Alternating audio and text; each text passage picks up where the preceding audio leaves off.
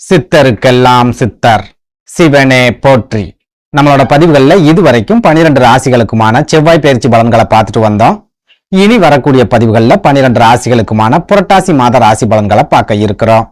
அந்த வகையில நம்மளோட இந்த பதிவுல ராசி கட்டத்துல 3வது ராசியா இருக்கக்கூடிய காற்று ராசியான மிதுன ராசிக்கு இந்த புரட்டாசி மாதத்தோட கிரக நிலைகள் என்ன மாதிரியான யோகங்களை கொடுக்கும், என்ன மாதிரியான அதிர்ஷ்டங்களை கொடுக்கும் அப்படிங்கறத பத்தியும், இந்த புரட்டாசி மாசத்துல மிதுன ராசி அன்பர்களுக்கு பாசிட்டிவ் என்னென்ன இருக்கு, நெகட்டிவ்ஸ் என்னென்ன இருக்கு அப்படிங்கறத பத்தியும், நெகட்டிவ் ஏதாவது இருக்குது அப்படின்னா அந்த நெகட்டிவ்ஸை எப்படி பாசிட்டிவா மாத்திக்கிறது அப்படிங்கறத பத்தியும் இந்த பதிவுல கொஞ்சம் சுருக்கமா பார்க்க போறோம்.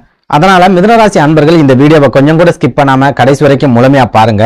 வீடியோவை நீங்க முழுமையா பார்த்தா மட்டும்தான் வீடியோல நான் என்ன சொல்லியிருக்கேன் அப்படிங்கறதே உங்களுக்கு புரியும். அப்படி புரிஞ்சுக்கிட்டு அதுக்கு தகுந்த மாதிரி ஒரு சில மாற்றங்களை உங்க வாழ்க்கையில நீங்க செஞ்சுக்கிட்டீங்க அப்படின்னா கண்டிப்பா உங்களுக்கு வரக்கூடிய பெரிய அளவிலான பாதிப்புகள்ல இருந்து உங்களால தப்பிச்சுக்க முடியும். அதனால மிதுனராசி அன்பர்கள் வீடியோவை முழுமையா பாக்குறதுக்கு முயற்சி பண்ணுங்க. அதுக்கு முன்னாடி நம்ம சேனலை நீங்க இப்பதான் முறையா பாக்குறீங்க அப்படின்னா தயவு செஞ்சு சப்ஸ்கிரைப் பண்ணிக்கோங்க. இந்த வீடியோ உங்களுக்கு பிடிச்சிருந்தா மறக்காம அந்த லைக் பட்டனையும் தட்டி விட்டுருங்க. அதை விட முக்கியமா உங்களை மாதிரியே தினம் போராட்டமான ஒரு வாழ்க்கையை வாழ்ந்துட்டு வரக்கூடிய மிதுனராசிக்காரங்க உங்க நட்பு வட்டாரத்திலேயோ அல்லது சொந்த பந்தத்திலேயோ இருக்காங்க அப்படின்னா அவங்களுக்கு நம்ம வீடியோவை மறக்காம ஷேர் பண்ணி விட்டுருங்க. மிதுனராசியை பொறுத்த வரைக்கும் கடந்து போன ஆவணி மாதத்தை எடுத்துக்கிட்டோம் அப்படின்னா உங்களுக்கு எந்த வகையிலும் நல்ல விதமான ஒரு மாதமா இல்ல அப்படின்னு சொல்லலாம். நிறைய நெருக்கடிகளை ஏற்படுத்தின ஒரு மாதமாவே கடந்து போயிருக்கு அப்படின்னு சொல்லலாம். ஏற்கனவே உங்களுக்கு கடன் சம்பந்தமான நெருக்கடிகள் தலைக்கு மேல இருந்துகிட்டு இருக்கு. போதாக்குறைக்கு கடந்த ஆவணி மாசத்துல கடன் மேல கடன் வாங்க வேண்டிய ஒரு சூழலும் பெரும்பாலான மிதுனராசிக்காரங்களுக்கு ஏற்பட்டிருக்கு. அதுலயும் முக்கியமா சமாளிக்கவே முடியாத அளவுக்கு நிறைய விரைய செலவுகளும் கடந்த ஆவணி மாசத்துல உங்களுக்கு ஏற்பட்டிருக்கு அப்படின்னு சொல்லலாம். இதனால ஒரு பக்கம் கடன் நெருக்கடி, இன்னொரு பக்கம் தேவையில்லாத விரைய செலவுகள். ஆனா அந்த செலவுகளை சமாளிக்கக்கூடிய அளவுக்கு பண வரவும் வரல. போதாக்குறைக்கு மேற்கொண்டு கடன் மேல கடன் வாங்க வேண்டிய ஒரு சூழலும் ஏற்பட்டிருக்கு. ஒரு சில மிதுனராசிக்காரங்களுக்கு உடல் ஆரோக்கியத்திலையும் பாதிப்புகள் ஏற்பட்டு அது மூலமா மருத்துவ செலவுகள் ஏற்பட்ட ஒரு மாதமாகவும் கடந்த ஆவணி மாதம் இருந்திருக்கு அப்படின்னு சொல்லலாம்.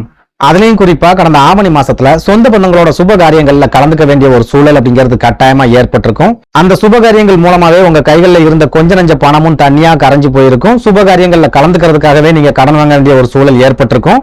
இந்த மாதிரியான கடன் பிரச்சனைகளாலேயே உங்க குடும்ப வாழ்க்கையிலையும் நிம்மதி இல்லாத ஒரு சூழல் அப்படிங்கிறது கட்டாயமா ஏற்பட்டிருக்கும். அடிக்கடி சண்டை சச்சரவுகள், வாக்குவாதங்கள் அப்படிங்கிறதும் கண்டிப்பா இருந்திருக்கும். இது மூலமா உங்களோட குடும்ப வாழ்க்கையிலையும் உங்களுக்கு நிம்மதி இல்லாம உங்களை வச்சு செஞ்சு விட்ட ஒரு மாதமாவே கடந்த ஆவணி மாதம் இருந்திருக்கும் அப்படின்னு சொல்லலாம். அதுலயும் முக்கியமா கடந்த ஆவணி மாசத்துல மிதுன ராசியில பிறந்த ஆண்களை விட மிதுன ராசியில பிறந்த பெண்கள் ரொம்ப அளவுக்கு அதிகமான மனக்கவலையை சந்திச்சிருப்பீங்க. சொந்த பந்தங்களோட சுபகாரிய நிகழ்ச்சிகள்ல கலந்துக்க முடியாத ஒரு சூழல் அப்படிங்கிறது ஏற்பட்டிருக்கும். நிறைய பணத்தட்டுப்பாடு அப்படிங்கிறது ஏற்பட்டிருக்கும். சுபகாரிய நிகழ்ச்சிகள்ல கலந்துக்கிறதுக்காக நம்ம போகணும் அப்படின்னு சொன்னதுக்காகவே உங்க குடும்ப வாழ்க்கையில பிரச்சனைகள் அப்படிங்கிறது ஏற்பட்டிருக்கும். உங்க வாழ்க்கை துணை உங்க மனசை ரொம்பவே காயப்படுத்திருப்பாங்க. இதெல்லாம் விட முக்கியமா ஒரு பக்கம் குடும்பத்துல ஏற்படக்கூடிய பண நெருக்கடியை நினைச்சு நீங்க வருத்தப்பட்டுக்கிட்டே இருப்பீங்க. இன்னொரு பக்கம் கடன் சம்பந்தமான நெருக்கடிகள் உங்களை வருத்தப்பட வச்சுக்கிட்டே இருக்கும். போதாக்குறைக்கு உங்களோட உடல் ஆரோக்கியத்திலையும் சமீப காலத்துல சின்ன சின்ன பாதிப்புகள் அப்படிங்கிறது தொடர்ச்சியா ஏற்பட ஆரம்பிச்சிருக்கு அப்படின்னு சொல்லலாம். இதனால பெரும்பாலான மிதுனராசி பெண்கள் கடந்த ஆவணி மாதத்தை கண்ணீரோடையும் கவலைகளோடையும் தான் கடந்து வந்திருப்பீங்க. எந்த வகையிலையும் உங்களுக்கு மகிழ்ச்சியோ மன நிம்மதியோ கடந்த ஆவணி மாசத்திலையும் கிடைச்சிருக்காது. முழுக்க உங்களுக்கு மனசு அளவுல நிறைய விரக்தியை ஏற்படுத்தின ஒரு மாதமாவே கடந்த ஆவணி மாதம் இருந்திருக்கும் அப்படின்னு அடிச்சு சொல்லலாம். இப்படி ஒரு நெருக்கடியான சூழல்ல இந்த புரட்டாசி மாதத்தோட கிரக நிலைகள் உங்க வாழ்க்கையில ஏதாவது மாற்றங்களை கொண்டு வருமா, சந்தோஷத்தை கொண்டு வருமா அப்படிங்கறத பத்தி பார்க்கலாம். அந்த வகையில இந்த புரட்டாசி மாதத்தோட கிரக நிலைகளை ஆராய்ஞ்சு பார்க்கும்போது இந்த மாதம் முழுக்கவே சூரிய பகவான் உங்க ராசிக்கு 4வது வீடான கன்னி ராசியில உட்கார்ந்திருக்கார். அதுலயும் முக்கியமா கேது பகவானோட இணைஞ்சு உட்கார்ந்திருக்கார்.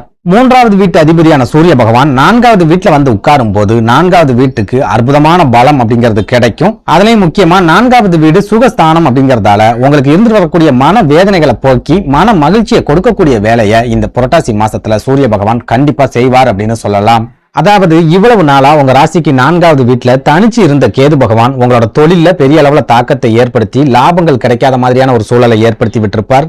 தொழில நிறைய நெருக்கடிகள் அப்படிங்கிறத கண்டிப்பா ஏற்படுத்தி இருப்பார். உங்க கைகள்ல பணப்புழக்கமே இல்லாத ஒரு சூழலையும் கேது பகவான் கட்டாயமா ஏற்படுத்தியிருப்பார் அப்படின்னு சொல்லலாம். அதே நேரம் இந்த புரட்டாசி மாசத்துல கேது பகவானோட சூரிய பகவான் இணையும் போது கேது பகவான் உங்களுக்கு என்னென்ன தடைகளை எல்லாம் கொடுத்தாரோ அந்த தடைகள் எல்லாத்தையுமே சூரிய பகவான் அடிச்சு நொறுக்குவார். உங்க கையை விட்டு நழுவி போன ஒரு சில வாய்ப்புகளை மறுபடியும் உங்களுக்கு கொண்டு வந்து சேர்க்கக்கூடிய வேலையையும் சூரிய பகவான் இந்த புரட்டாசி மாசத்துல ரொம்ப சிறப்பா செய்வார் அப்படின்னு சொல்லலாம்.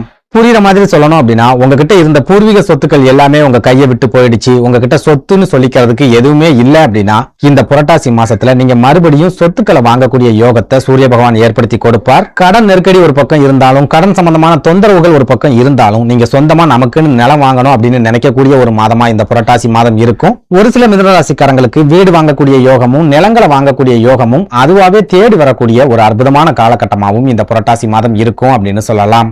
போயாயோ, நானே கடன் நெருக்கடியில சிக்கி இந்த கடன் குறைஞ்சா போதும், நம்ம நிம்மதியா வாழ்ந்துடலாம் அப்படின்னு நினைச்சுக்கிட்டு இருக்கேன்.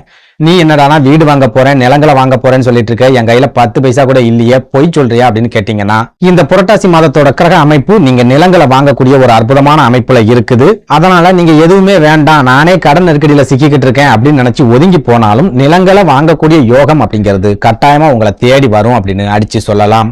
அதே போல 4வது வீட்டுல இருக்கிற சூரிய பகவான் உங்களோட தொழிலையும் நல்ல விதமான முன்னேற்றங்கள் அப்படிங்கறத கொடுப்பார். கேது பகவான் உங்களோட தொழில என்னென்ன தடைகளை இவ்வளவு நாளும் ஏற்படுத்திட்டு வந்தாரோ அந்த தடைகள் எல்லாமே இந்த புரட்டாசி மாசத்துல சூரிய பகவான் அருளால முழுமையா விலகும். அதே சமயம் உங்களோட விரயஸ்தானம் அப்படின்னு சொல்லப்படுற ரிஷபராசியில குரு பகவான் உட்கார்ந்திருக்கார் அப்படிங்கறதால கண்டிப்பா செலவுகள் அதிகரிக்கக்கூடிய ஒரு மாதமாவே இந்த புரட்டாசி மாதமும் இருக்கும் அப்படின்னு சொல்லலாம். அதே சமயம் குரு பகவான் ஒரு முழு சுபகிரகம் அப்படிங்கறதால சுப விரய செலவுகள் மட்டுமே இந்த புரட்டாசி மாசத்துல உங்களுக்கு இருக்கும். உங்களோட உடல் ஆரோக்கியத்துல பாதிப்புகள் ஏற்பட்டு அது மூலமா விரைய செலவுகள் ஏற்படுறதுக்கு வாய்ப்புகள் இல்ல. விபத்துக்கள் எதையாவது சந்திச்சு அது மூலமா நீங்க விரைய செலவுகளை சந்திக்கிறதுக்கும் இந்த புரட்டாசி மாசத்துல வாய்ப்புகள் இல்ல அப்படின்னு சொல்லலாம். அதனால ஓரளவுக்கு நீங்க மகிழ்ச்சியாகவும் இருக்கலாம். அடுத்ததா குடும்ப வாழ்க்கையை எடுத்துக்கிட்டோம் அப்படின்னா, இந்த புரட்டாசி மாதம் உங்களுக்கு ஒரு ஏற்ற இறக்கமான மாதமாவே இருக்க போகுது அப்படின்னு சொல்லலாம். குறிப்பா உங்களோட ஜென்ம ராசியான மிதுன ராசியில செவ்வாய் பகவான் இருக்காரு அப்படிங்கறதால இந்த புரட்டாசி மாசத்துல நீங்க கோபத்தை கண்டிப்பா கட்டுப்படுத்தியே ஆகணும். குறிப்பா நீங்க மிதுன ராசி பெண்களா இருக்கீங்க, அதுலயும் முக்கியமா குடும்ப தலைவிகளா இருக்கீங்க அப்படின்னா கண்டிப்பா உங்களோட கோபத்தாலதான் நிறைய பிரச்சனைகள் அப்படிங்கிறது இந்த புரட்டாசி மாசத்துல ஏற்படும். கோபத்தை மட்டும் குறைச்சிக்கிட்டீங்க அப்படின்னா குடும்ப வாழ்க்கையில பிரச்சனைகள் இல்லாம இந்த புரட்டாசி மாசத்தை உங்களால கடந்து வந்துட முடியும். அதே போல ஏற்கனவே உங்களுக்கு கடன் நெருக்கடி அப்படிங்கிறது அளவுக்கு அதிகமா இருக்கும் அப்படிங்கறதால மேற்கொண்டு உங்க வாழ்க்கை துணைக்கு நிதி சுமையை ஏற்படுத்துற மாதிரி எந்த ஒரு காரியத்தையும் செய்யாதீங்க. லோன் வாங்குறது, கடன் வாங்குறது, தெரிஞ்சவங்க கிட்ட கைமாத்தா பணம் வாங்குறது, நம்மளோட குடும்ப கஷ்டத்தை தீர்க்கிறதுக்கு நம்ம ஏதாவது உதவி செய்யணும் அப்படின்னு நினைக்கிறது, இந்த மாதிரியான விஷயங்கள் எல்லாத்தையுமே இந்த புரட்டாசி மாசத்துல முழுமையா தவிர்த்துடுங்க. அடுத்ததா உத்தியோகத்துல இருக்கிற மிதுனராசி அன்பர்களை எடுத்துக்கிட்டோம் அப்படின்னா, இந்த புரட்டாசி மாதம் உங்களுக்கு ஒரு மாதிரியான மந்தமான ஒரு மாதமா இருக்கும். நீங்க ரொம்ப நாளா எதிர்பார்த்துட்டு இருக்கிற பதவி உயர்வு அப்படிங்கிறது இந்த மாதத்துல உங்களுக்கு கிடைக்காது. சம்பள உயர்வு கிடைக்கிறதுக்கும் வாய்ப்புகள் அப்படிங்கிறது கம்மியா தான் இருக்குது. அதே சமயம் கடந்த ஆவணி மாசத்துல இருந்த மாதிரி இந்த புரட்டாசி மாசத்துல உங்களுக்கு வேலை பளு அப்படிங்கிறது அதிக அளவுல இருக்காது. ஓரளவுக்கு ஓய்வு அப்படிங்கிறது உங்களுக்கு கண்டிப்பா கிடைக்கும். வேலை செய்யற இடத்துல மேல் அதிகாரிகள் கூடவோ அல்லது சக பணியாளர்கள் கூடவோ ஒரு சில முட்டல் மோதல்கள் கண்டிப்பா ஏற்படும். அதே சமயம் வேலை இழப்புகளை ஏற்படுத்தக்கூடிய அளவுக்கு பெரிய அளவிலான பிரச்சனைகள் வேலை பார்க்குற இடத்துல கண்டிப்பா இருக்காது அப்படின்னு சொல்லலாம். அடுத்ததா திருமணத்துக்காக காத்திருக்கக்கூடிய மிதுன ராசிக்காரங்களை எடுத்துக்கிட்டோம் அப்படின்னா, இந்த புரட்டாசி மாதம் திருமணம் சம்பந்தமான பேச்சுவார்த்தைகளை நீங்க தொடங்குறதுக்கு ரொம்ப ஒரு அற்புதமான காலம் அப்படின்னு சொல்லலாம். முக்கியமா இந்த புரட்டாசி மாசத்துல உங்க ராசிக்கு 5ஆம் வீட்டு அதிபதியா இருக்கக்கூடிய சுக்கிர பகவான் தன்னோட சொந்த ராசியான துலா ராசியிலேயே ஆட்சி பெற்ற நிலையில இருக்கிறதால திருமணம் சம்பந்தமான பேச்சுவார்த்தைகளை நீங்க தாராளமா தொடங்கலாம். சுக்கிர பகவான் அருளால இந்த காலகட்டத்துல உங்களுக்கு ஏத்த மாதிரியான வரன்களும் ஒன்னொன்னா உங்களை தேடி வர ஆரம்பிக்கும். எவ்வளவோ வரன்களை பார்த்துட்டேன், எனக்கு எதுவுமே செட் ஆகல, பேச்சுவார்த்தைகள் சிறப்பா நடந்தாலுமே கடைசி நேரத்துல ஏதாவது தடைகள் ஏற்பட்டு திருமணம் முடிக்கிறதுல பிரச்சனைகள் வந்துருது அப்படின்னு நீங்க யோசிச்சீங்கன்னா, இந்த புரட்டாசி மாசத்துல சுக்கிர பகவான் அருளால அந்த மாதிரியான தடைகள் எல்லாமே படிப்படியா விலகும். அதுலயும் முக்கியமா ரொம்ப காலமா திருமண தடைகளை சந்திச்சுட்டு வரக்கூடிய மிதுன ராசி அன்பர்கள் இந்த புரட்டாசி மாசத்துல நாராயண பெருமாள் வழிபாட்டை தொடர்ச்சியா முன்னெடுத்துட்டு வந்தீங்க அப்படின்னா திருமணம் சம்பந்தமா உங்களுக்கு இருந்துட்டு வரக்கூடிய அனைத்து வகையான தடைகளும் முழுமையா விலகும் அப்படின்னு சொல்லலாம். நன்றி, வணக்கம்.